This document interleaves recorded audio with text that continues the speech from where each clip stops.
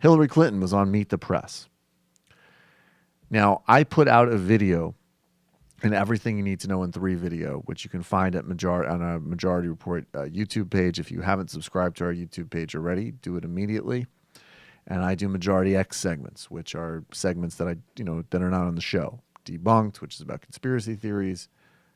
Everything You Need to Know in 3, where I take a topic, break it down for you in 3 minutes, and the Global Quickie. I did an Everything in 3 on a strategy for actually beating Donald Trump.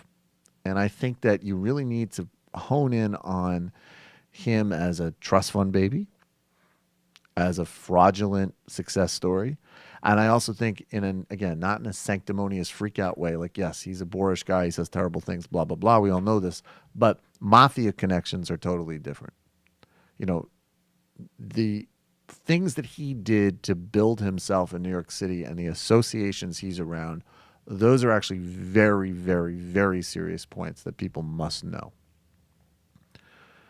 So I hope that the Clinton campaign, I think they should exploit and fully remind everybody of his misogyny and everything else to increase turnouts and exploit the gender gap.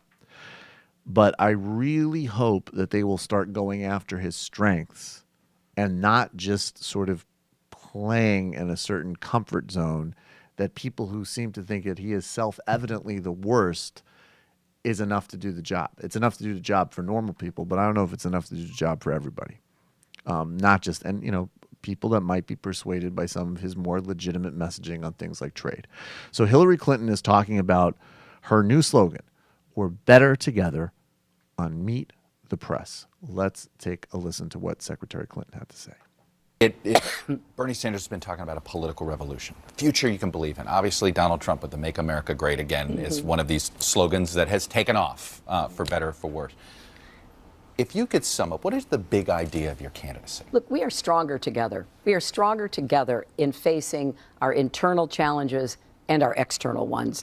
We are stronger together if we work to improve the economy, and that's going to mean trying to get the Republicans to do what will actually help produce more jobs, like we saw in the 1990s. We are stronger together when we have a bipartisan, even nonpartisan foreign policy that protects our country and that provides the kind of steady, strong, smart leadership that the rest of the world expects from us. And I know that slogans come and go and all the rest of it.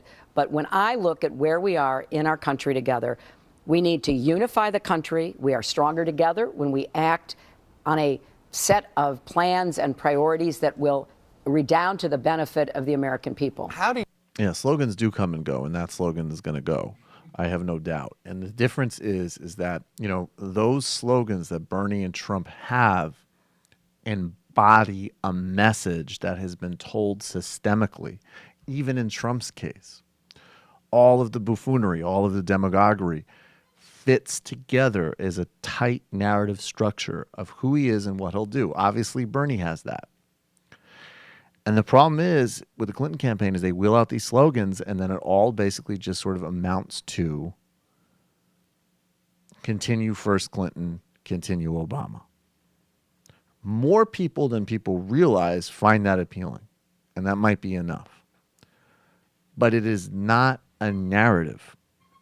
And even in that clip, especially in a time when, look, I don't know what their strategy is. I don't know if they they need to functionally shore up Bernie voters. But if they keep reifying this notion that, well, we'll go back to a 1990s economy, that does not have the pure positive association that they seem to think it has.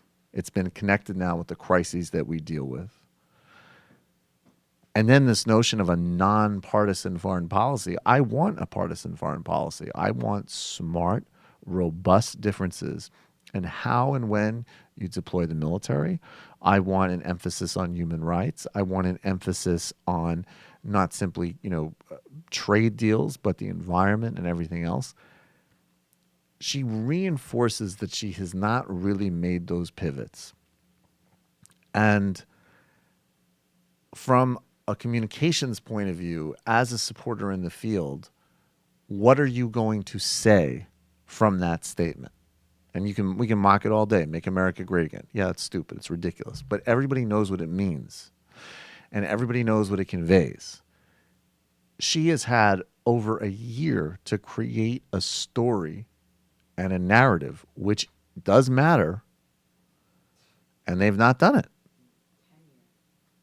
Yeah. It's kind of scary and unsettling how easy it is to deconstruct their slogans. Like, I'm with her is all about her. So Right. then they overcorrect we're better together, like, which also includes the Republicans who, like, personally, I'd like to hear a plan about how we're going to stomp on their neck now that they have elected or nominated Trump. Like, It's another contradiction. Exactly. Just like you're saying. It's like you got to choose. But then it's like they don't want to choose because then she wants to reach out to Jeb donors.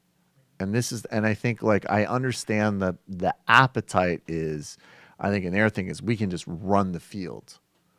But if you look at the numbers, that's not what the numbers are telling you. The numbers are telling you is that she is the second most unpopular person to have the nomination after him. And if anybody could snatch defeat from the jaws of victory, it's her.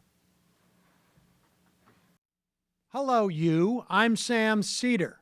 Looking for smart progressive talk that is occasionally amusing? Well, subscribe to our YouTube feed. Subscribe to our podcast. Like us on Facebook. And just generally enjoy us.